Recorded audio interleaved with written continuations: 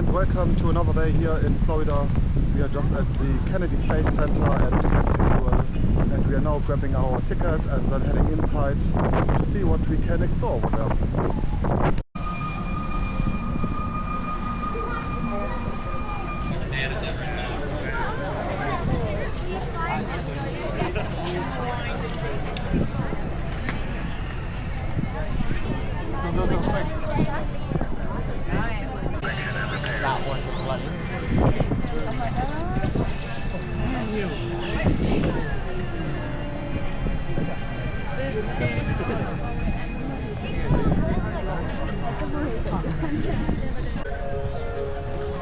So we are finally inside, and just behind me is the rocket garden where you can see some rockets from the past.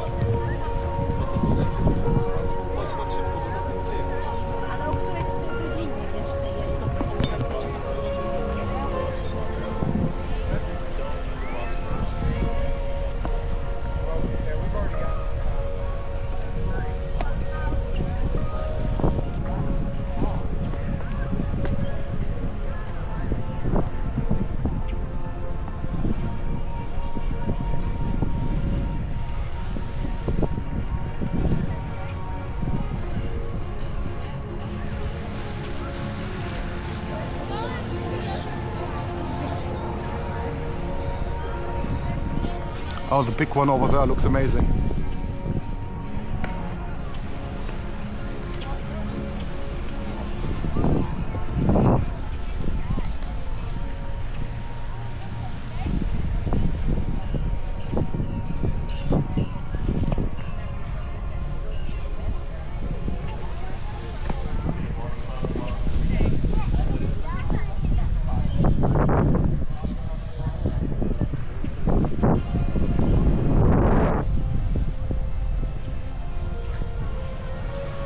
SA-209.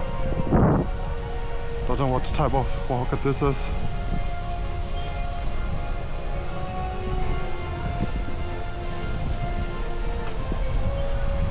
Oh, seems like this is one of the Apollo rockets. This Saturn 1B rocket. It's the last surviving flight-ready vehicle of its kind anywhere. This rocket was readied as a backup resource rescue vehicle for the Skylab 4 mission.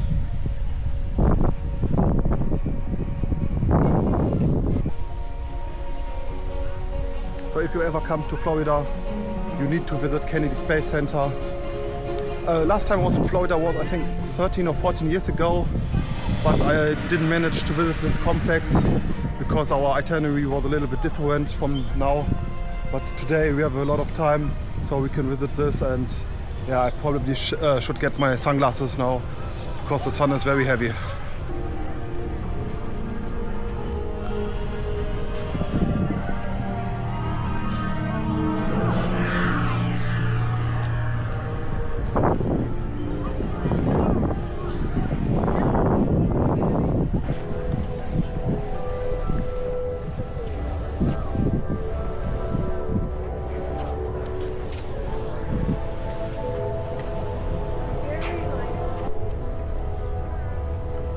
So now heading to the bus tours first. Like, the bus tours always getting crowded, so doing this is the first thing you should do when entering the complex. And behind me, the painted wall was really nice. Here's a little shopping complex. You have a Starbucks and several other things. But yeah, let's go to the bus tour. So here's the astronaut training experience. You can buy an extra ticket for this one. There are free extra stuff that you should buy a ticket for. You can do it, you don't need to do it, but the bus tour is included. Oh, here you have a Mars rover. It's a pretty cool vehicle.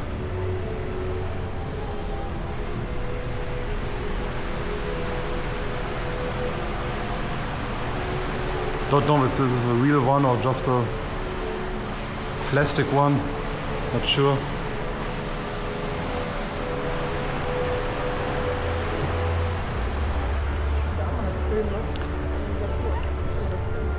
A space shop where we are going in a few hours, I think. But now let's head to the bus tour.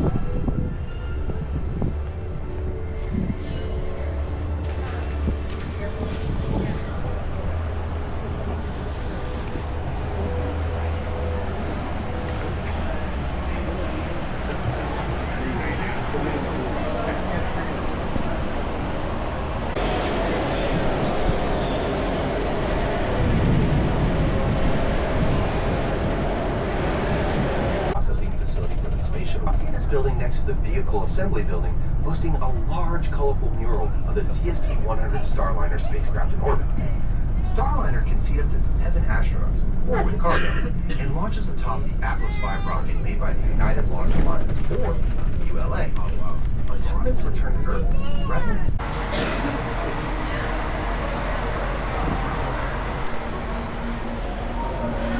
So we just drove with a bus from the Kennedy Space Center to the Launch Complex 39.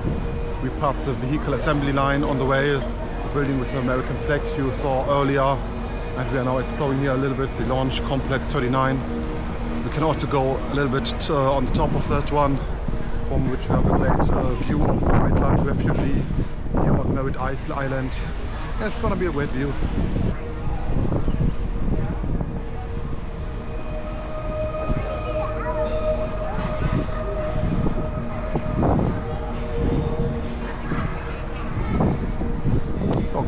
Test fire in 21 minutes.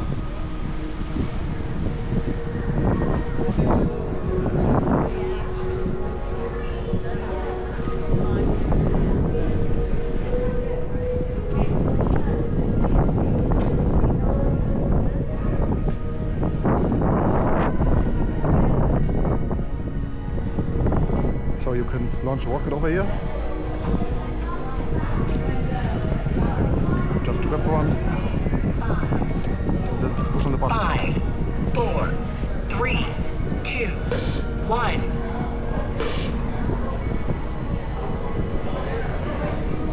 Oh, pretty good. So going all the way up, some steps here. And now we are on the top, and you get a pretty nice view.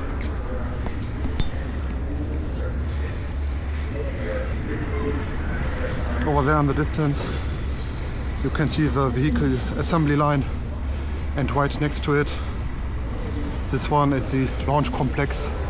I think it was 39A or B. I think it's 39A, and because 39B is a little bit further down.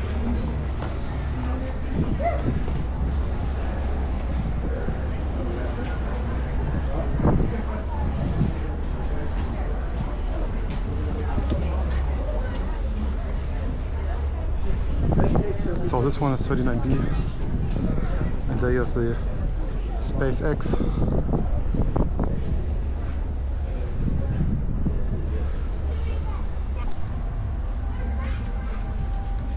So there are also a few other launch complexes behind me, like I think 37, 40 and 41.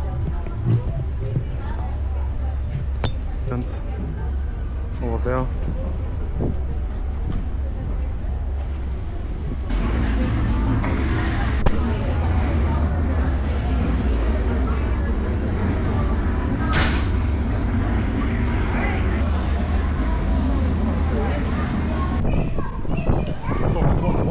Where you can play a game and launch your own rocket, I think, but I'm not sure, it was a little bit too full.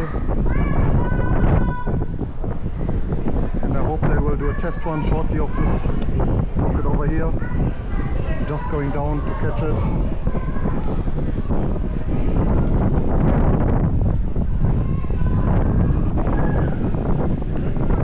So if they launch something, you can sit down below and watch it from the past.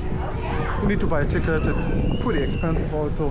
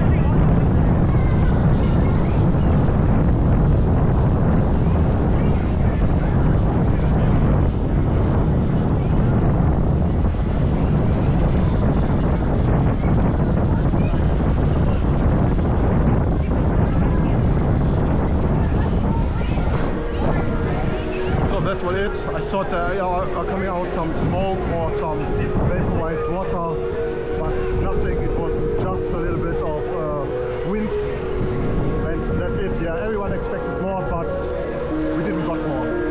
So now let's head to our next stop and the next destination.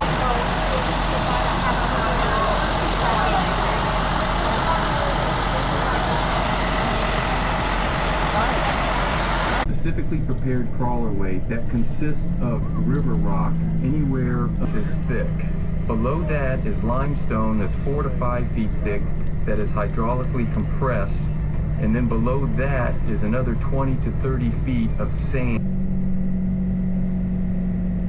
I want to pause that because I want to point out the coral transfer. You see the coral transfer on your way out? That is coral transfer 2, and that's in front of High Bay 3 where Artemis 2 is sitting in. Up to the launch pad, and the launch is no earlier than April 1st.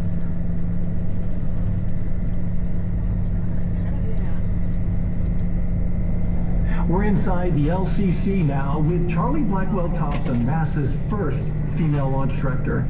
So Charlie's role is as launch director, and then what happens inside this room? The launch director is responsible for working with the team. This room, of course, is very interesting. You can see from the outside that the windows are very large and they're slanted. It has... And so during the Artemis launches, we can look out to 39B where we launch from, and you can see from the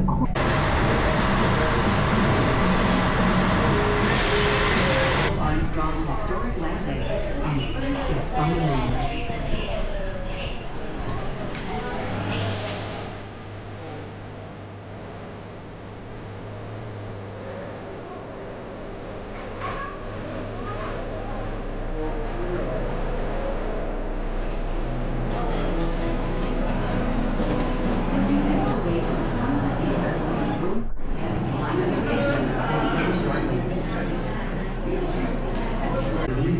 Please be seated in the front row.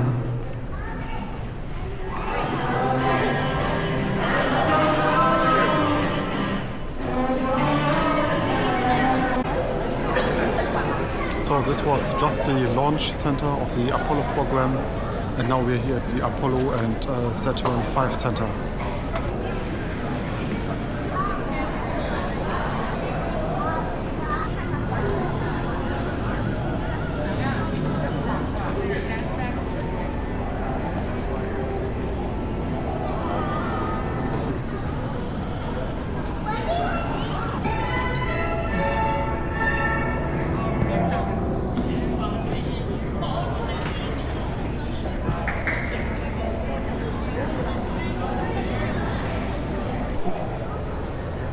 This rocket is so huge, it's really a great experience, and I can recommend you to visit the Kennedy Space Center if you are around here.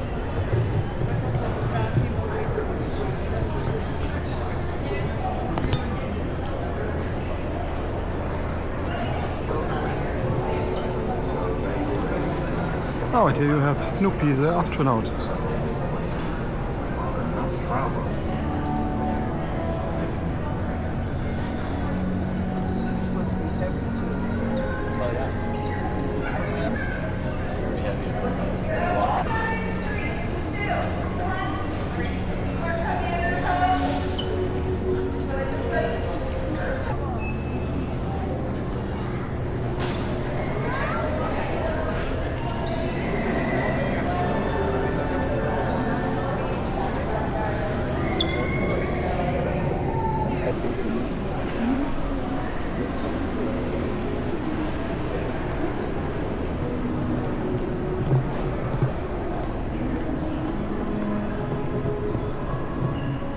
Now here's the Apollo 1 tribute.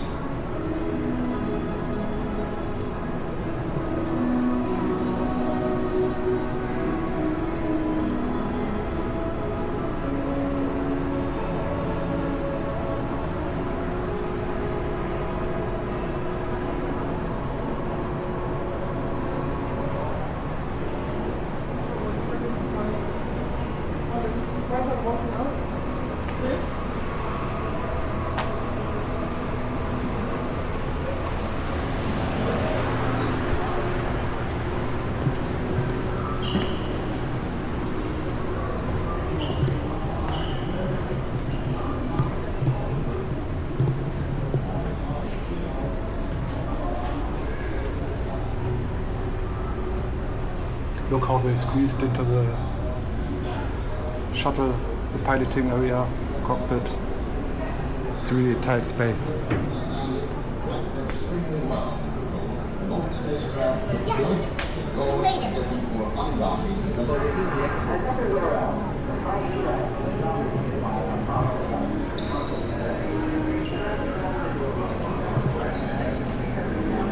So this here is the first step onto the moon with Neil Armstrong, I think.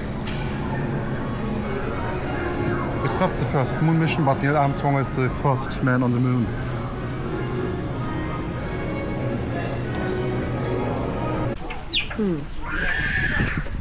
So lunchtime with some burgers, one vegetarian burger and one so-called Artemis burger. Let's see what.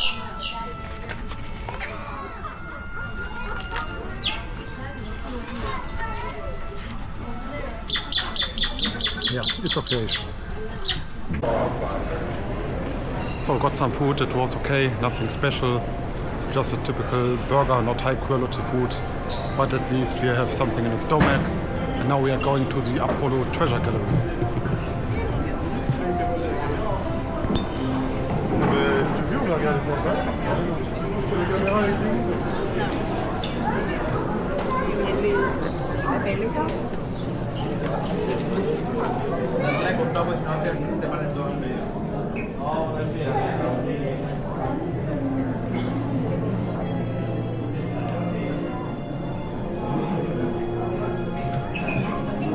So that is the Apollo 14 capsule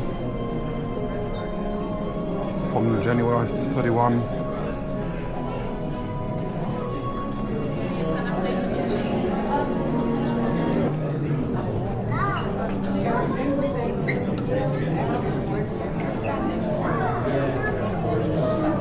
So some gloves.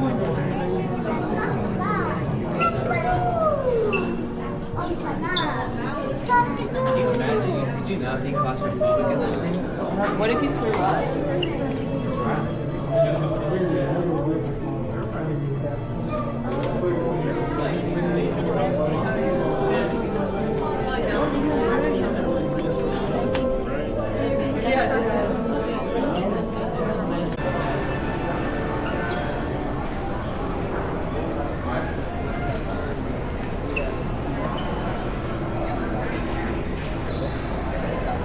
So the gear from Apollo 17, the spacesuit, helmet and moon boots.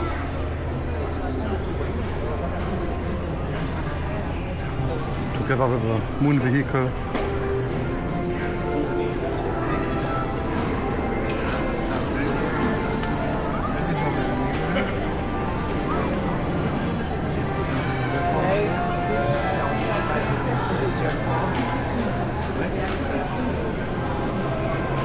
Another moon vehicle from Apollo 16. The lunar moving vehicle trainer at Kennedy Space Center.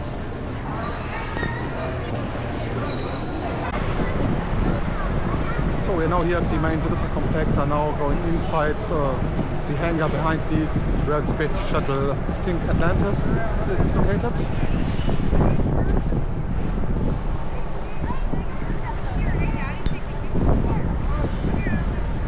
Look at how huge this rocket is.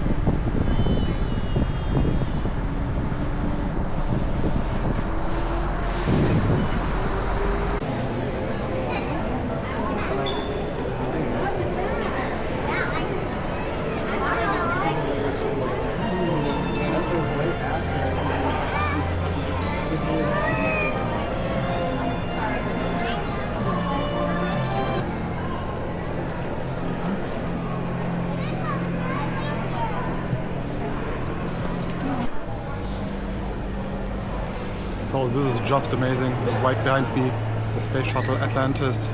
After you watch two movies in the theater, the doors are opening and you're standing right in front of the Space Shuttle. The movies are really great and excellent, and yeah, I really love it here.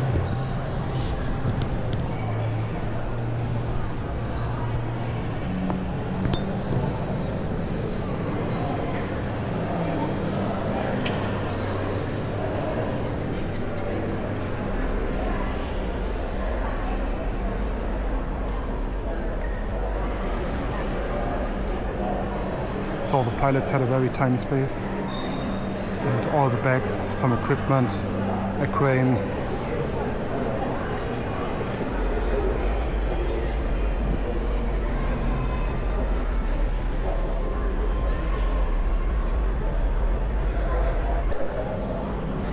So when I was in New York, I think I saw the Space Shuttle Endeavour was there. And yeah, Atlantis is far more excited to be here, and it's more professional, like the whole installation. It's really great, and the whole trip here, it's really fabulous.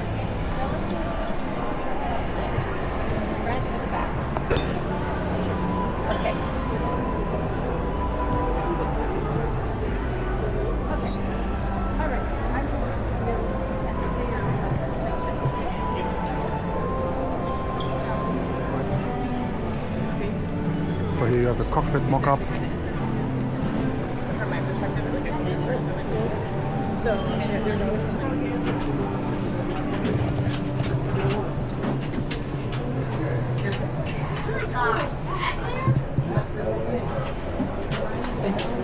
Are you going? Yeah.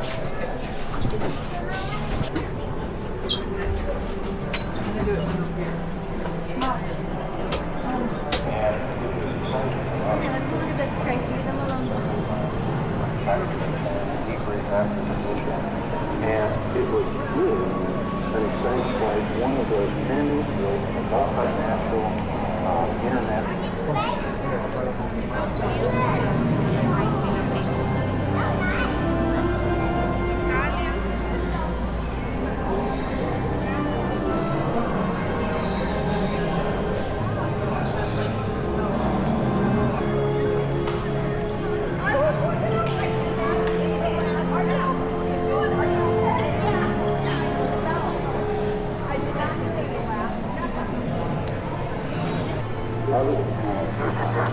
It's really so amazing here.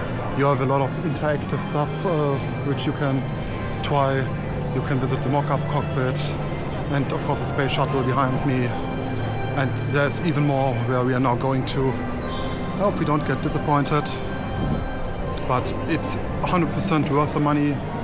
Entrance fee was about $75 US, which is much cheaper compared to Disneyland or Universal Studios, and it's really great.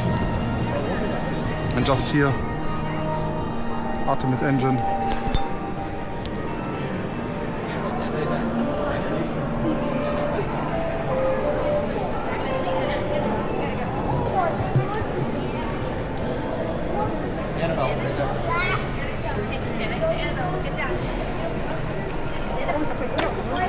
Ja? Halt mal. Excuse me? I can meet you guys down there. Oh, we can all go down. Eric, this is right. You want to go down this way? So behind me is a mock-up of the ISS. You can go inside this one, but you need to crawl, and yeah, I don't want to crawl today. It's really tight space inside this one, and it's not something for tall persons, and yeah.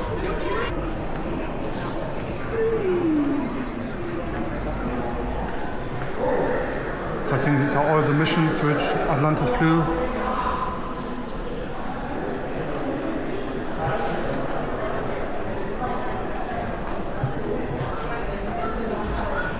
Pretty cool.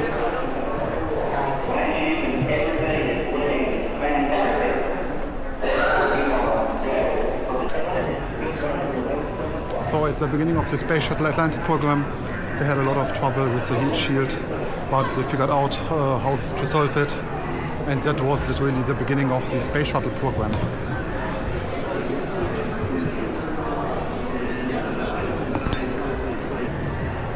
Top of the ISS, basically playground for kids.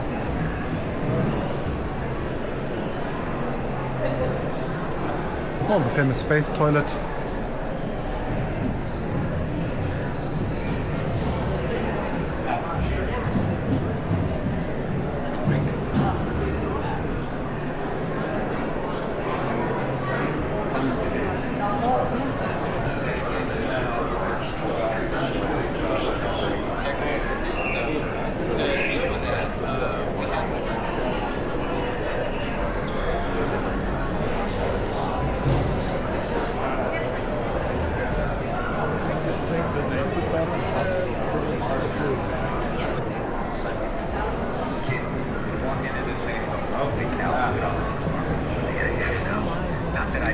some tires. It's similar, it's not rubber, it's something different than rubber. Or hard rubber is something like this rubber and plastic. Don't know if they are real or not.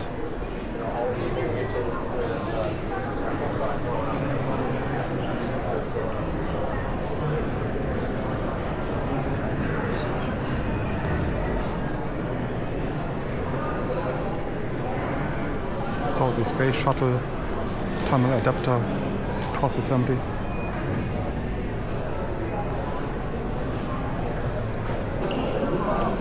Simulator system is brilliant.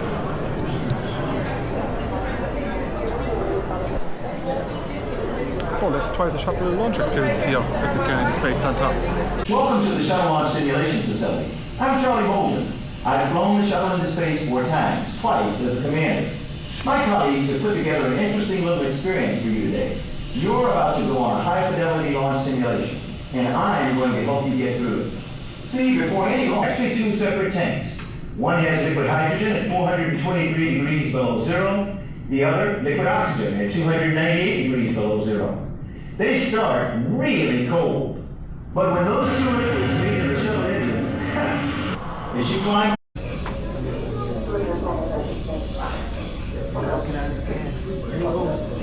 simulation of a real NASA launch. Everything here is for real, and it can be rough. If you're not in good enough physical condition to ride this thing, you have an obligation.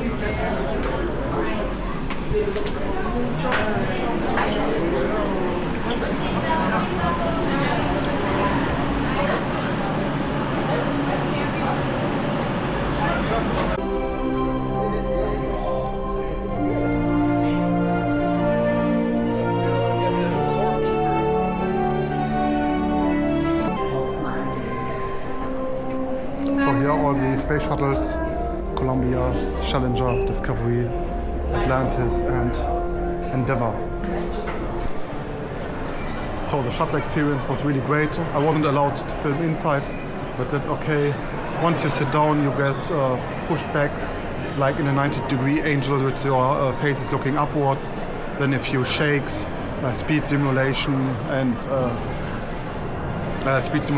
a little bit other simulations, like from the heat simulations, and that's it.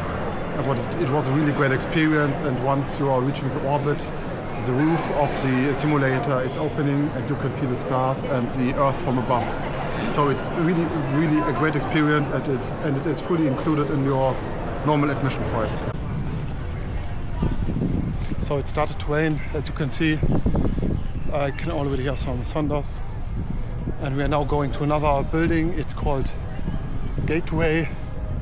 And let's have a look what we can see over there. And then maybe back to the Hall of Fame of the astronauts. And then it's time already to head back to Miami.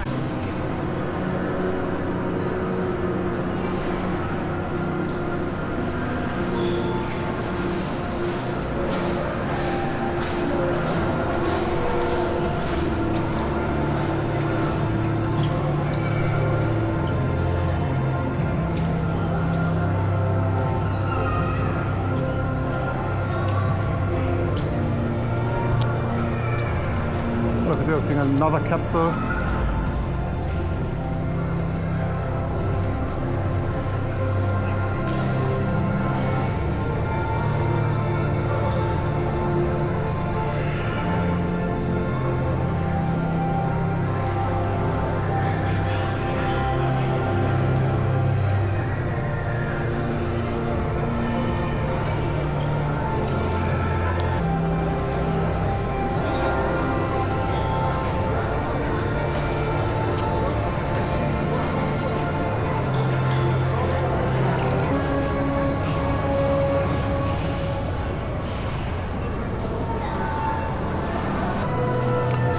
So here you could have a spaceport simulation.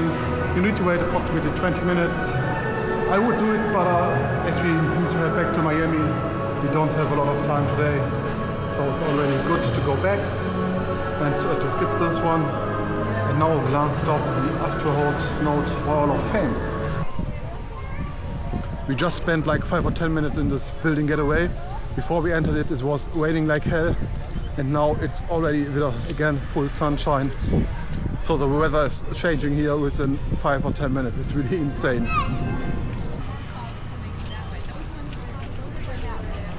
So that's how astronauts are lying in the capsule with the head to the sky.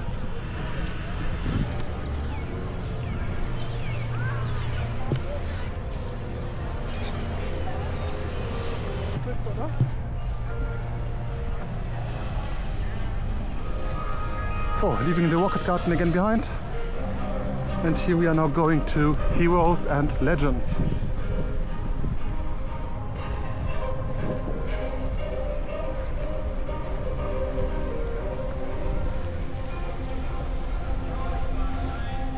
To the United States Astronaut Hall of Fame.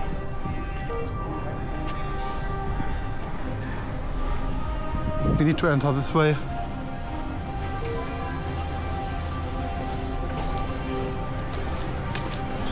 From which you also have a great view over the rocket garden.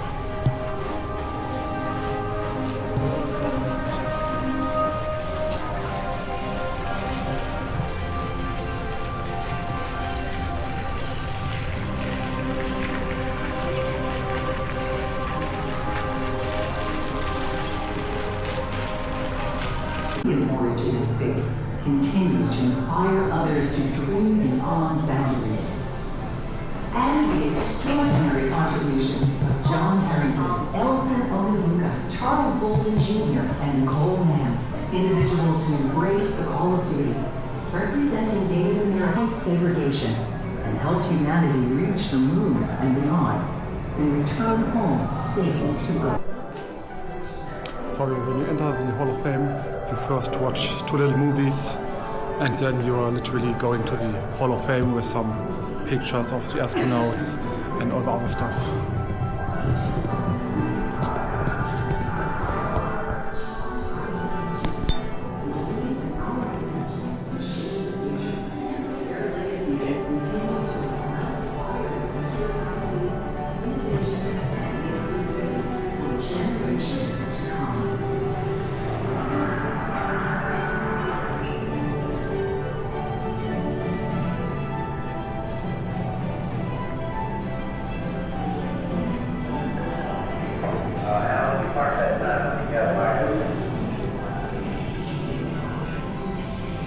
Mercury Mission Control from 1962. Flight final. IP has changed on Canaveral track.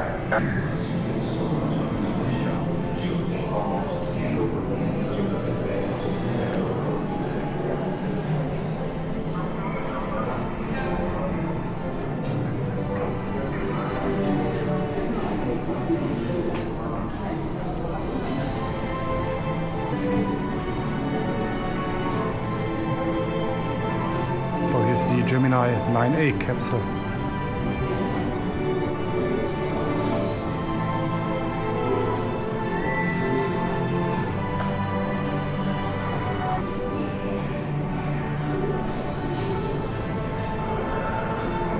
The heroic spirit of these astronauts lives on in you. Their stories tell the story of humanity, embracing the legendary in all of us. James Lovell.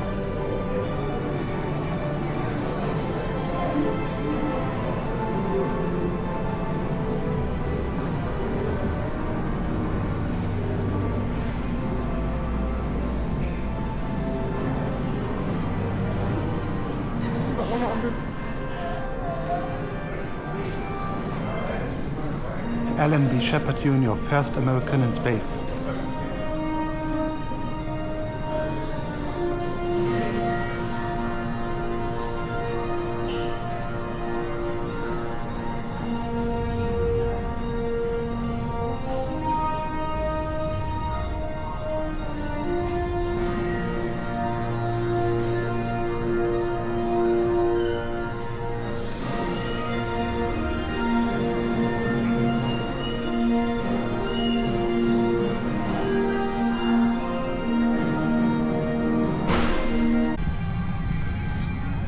So that's it from the Kennedy Space Center.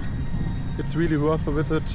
We spent 6 hours here you can easily spend more hours, and it's also totally worth the money compared to the Universal Studios in Orlando, which we did yesterday. So if you are here near Orlando, drive over to the Kennedy Space Center here on Merritt Island and spend some interesting hours over here.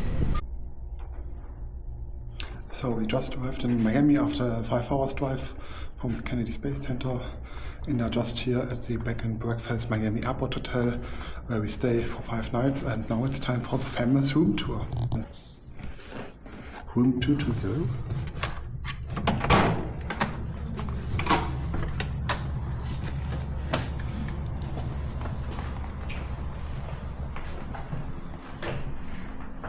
Oh, nice and large bathroom.